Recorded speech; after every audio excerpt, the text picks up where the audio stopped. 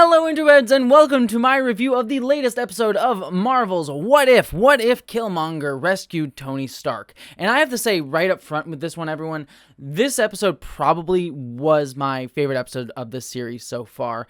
Except for maybe perhaps the second episode of the series, the one where T'Challa became Star-Lord, mostly banking off of the celebration of T'Challa that was that episode, especially on the back of Chadwick Boseman's tragic passing. Though there is elements of that here, and we'll get to it in just a minute.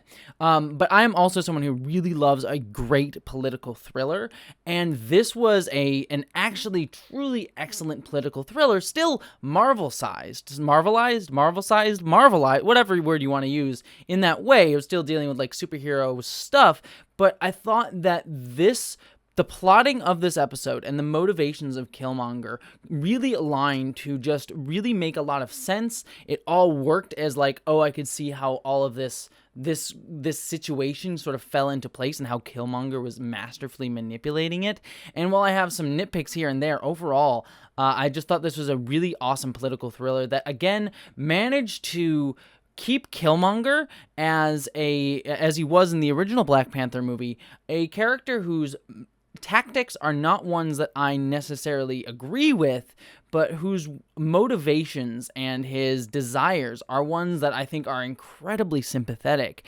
And I was worried going into this episode that was going to be what was lost, that Killmonger was going to be played as just a straight villain, but that is not the case here. The nuance and depth that they give to Killmonger throughout this episode is absolutely amazing, and they managed to still walk that line of being a character that I do not agree with tactically, but I do have heavy sympathy for his motivations and his desires and his end goals. And I think that's truly phenomenal that they managed to pull it off again with his character here. Going into it, I really loved the opening of this episode as we sort of like redo Iron Man 1, and then Killmonger comes in and saves the day, and we instantaneously get this idea that like, oh, Killmonger's up to something, and we don't necessarily know what it is, but because we know who Killmonger is, you have that underscored knowledge. But the episode never tells itself until it needs to. It never gets ahead of itself, even though we kind of already anticipate Killmonger betraying stuff. But the episode never foretells it. It lets you sort of feel the moments with Killmonger and actually question, hey, is he actually on the right side here? Can we actually trust him? And can we actually sympathize with him? And it builds off of our both sympathy with the character from the first movie and our also understanding that he is someone who will do some bad stuff to get what he wants. And I thought that was a really excellent play by the episode throughout this. And I love the moments where we get to humanize him with Tony Stark, where Tony is sort of, they're talking in the basement, and they're sort of like talking about like moments where they connected about their fathers and things like that. But then you start to see the subtle manipulations that Killmonger has, where he like brings up the anime Gundam thing, which was a funny little beat. And I should also say this too, the humor in this episode worked well because it never undercut what was going on. This whole episode gave everything the appropriate amount of weight. And while there was humor, like Happy punching Obadiah Stane when Killmonger revealed that Obadiah Stane had done that and things like that, it never undercut it in this typical Marvel way where it sort of undercuts the humor, undercuts the seriousness of the episode.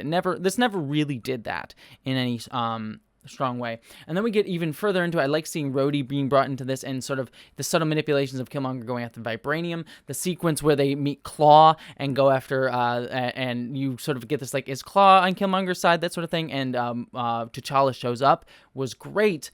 I will say, again, this is not necessarily for me to address in terms of like, this is not something I'm offended by, but it's something that I'm curious to hear other opinions on, so I guess I'm just sort of bringing it forth as a question more than an actual definitive statement on this. But it is interesting to me that two characters that get killed in this by Killmonger are T'Challa and Rhodey, two black men being killed by a black man whose whole like idea is that he wants to sort of give power back to black men and black people throughout the world. So there's probably some interesting stuff to discuss there. It's something that's sort of beyond my ability to discuss in terms of speaking for anybody, but it's something that I sort of wonder about in that sense. But I liked that twist and that final reveal, and his going to confront Tony was also equally wonderful. Tony sort of like having this like kind of like the pseudo Iron Man suit. He's sort of like prepared to take on Killmonger, but Killmonger being able to best him because Tony wasn't in the Iron Man suit. And the final scene where Killmonger says like, hey, the difference between you and me is that you can't see the difference between you and me, is an interesting sort of underscore there, because Tony, probably doesn't understand the dynamics at play for a black man that has to live in this world. And something else that Killmonger mentioned to Rhodey is like, Rhodey sort of has this idea you have to work within the system to stop it, which is like the same sort of criticism that I and a lot of people put onto something like Falcon and the Winter Soldier, where there was a lot of criticisms from me that the sort of endowment of that show of Falcon saying like, you trying to be like, we can fix it with the system, without actually really holding the system accountable and actually trying to fix it and change the system, but still leaving the people in power who cause the situation to stay in power. And so with Killmonger, again, it goes back to that sympathy. It's like Rhodey saying that you got to be in the system, work in the system, and talking about the military-industrial complex, and Killmonger saying, no, you don't have to do that. Again, has me, at least, speaking sympathetically to this. And it's interesting that this episode, and it's the same thing that kind of happened in Black Panther, and this is sort of getting me into like political ideology, which is sort of me, which is why I really like this episode, because it brings this sort of stuff up. There's a kind of undercurrent that a lot of people talk about when it comes to Marvel, of the militarization of Marvel, and how the military-industrial complex is sort of like, sometimes Marvel can be sort of propaganda for, or at least be very lenient towards the military, the U.S. military. And so it's interesting here, well, clearly the U.S. military is not necessarily the villain here. Killmonger definitely is. There's definitely much more of a criticism, at least a subtle one, if you sort of lean more sympathetically to Killmonger here than you would ever find anywhere else within the MCU. And so that sort of stuff with like Rhodey and the U.S. military sending drones to attack Wakandans, that's what's happening. It's drone warfare being used against, other nations here, manipulated for sure by Killmonger. But it's an interesting sort of realization when you think about it that way. And maybe because this episode was focusing on Killmonger being the villain and doing the bad things, or also maybe because it was an animated show and probably got less attention, it is interesting to see. And again, I'm not saying it's the harshest thing on the U.S. military ever, but it's definitely not the nicest either, which I kind of appreciated, to be quite frank with you.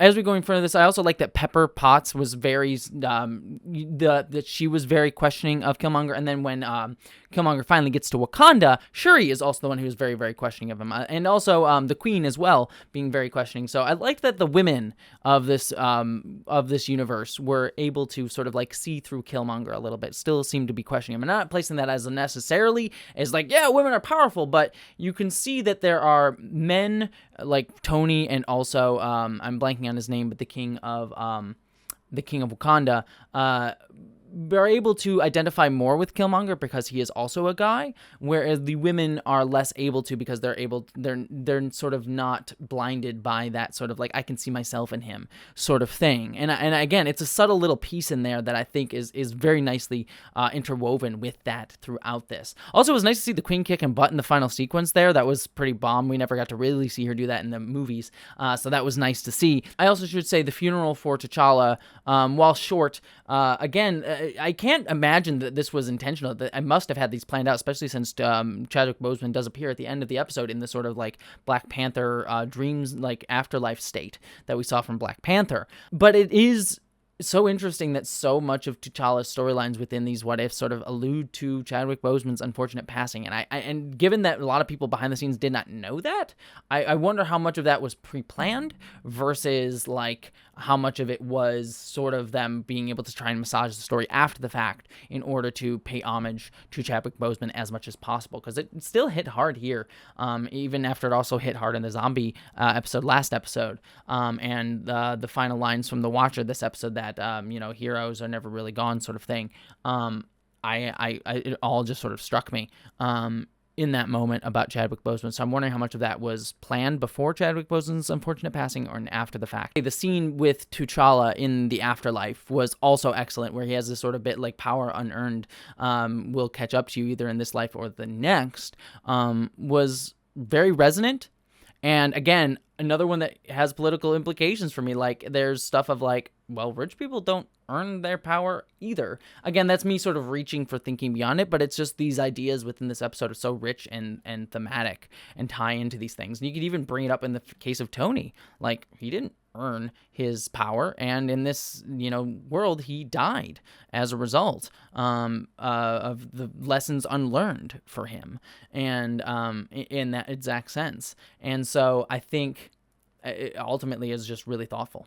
I think one thing that threw me initially was there was that one scene where the military was sending in the drones, and then they managed to stop the drones, but then Killmonger actually activated the drones again, and I was sort of like wondering, well, why would he even reveal that the drones were, they had a weakness in the first place? Why not just let them attack, because he would get the same thing? But I also get that it was him, like, he was manipulating them into being like, look, I can help you, and sort of like proved his worth by doing that, and then activating them again, he was able to go and attack and defend the nation. So it was sort of like doubly proving his worth. It was a little bit of an extra added beat in there, but it was definitely I could definitely understand that motivation to sort of have that dual beat within there for the character. So it worked for me, even though it caused me to question it for a little bit of a hot second within there. And like I said, at the end of the day, I adored this episode. I thought it was some of the most nuanced. I thought it was some of the most interesting. I'm just someone who generally likes a good political thriller, and it's one of the ones where one of the few times in the MCU where, while as much as I enjoy the MCU, I do have some issues with some of its propagandist elements, whether it's intentional propaganda or not, especially for the U.S. military-industrial complex. This is one of the episodes that, while certainly doesn't eliminate that issue, is one that it lessens it a little bit more and allows for a little bit more of a critique, just because of the subversive nature of the story that this is telling through Killmonger, a character that we can both sympathize with and criticize at the same time. So ultimately, this was fantastic. I really, really love this. It's definitely more of a subdued one. It's not like the ones where I'm like, yeah, Marvel movies, bombastic, but it was one that just made me think. And I think there's a lot more to dig my teeth into with this one. And honestly, at the end of the day, I think this is the episode, more than any of them, that I wish we could see more of this universe. I would honestly really be curious to have seen more of what happens after this point. I would have liked a whole 2-hour political thriller out of this, because the way this ends with Shuri and Pepper Potts being teaming up to show them that they have a common enemy and that they can work together is interesting. So yeah, I think that this is an excellent episode. It is one that intrigued me and one that made me be very thoughtful about it. I'm sure there's deeper critiques and more thoughts about it that, I can come to thinking about it more, not having just watched the episode and sat with it, in terms of like its implications and its politics. But as it stands right now, having just watched it, I really adore this episode. So thank you so much for watching this. That's my thoughts on this. I hope you enjoyed, and I hope that you, as always, don't forget, do the whole rigmarole, the subscribe, subscribe, hit the bell, hit the comments, all that stuff. All that I want to hear down below. But beyond that, thank you so much, and I hope you live long and stay sexy.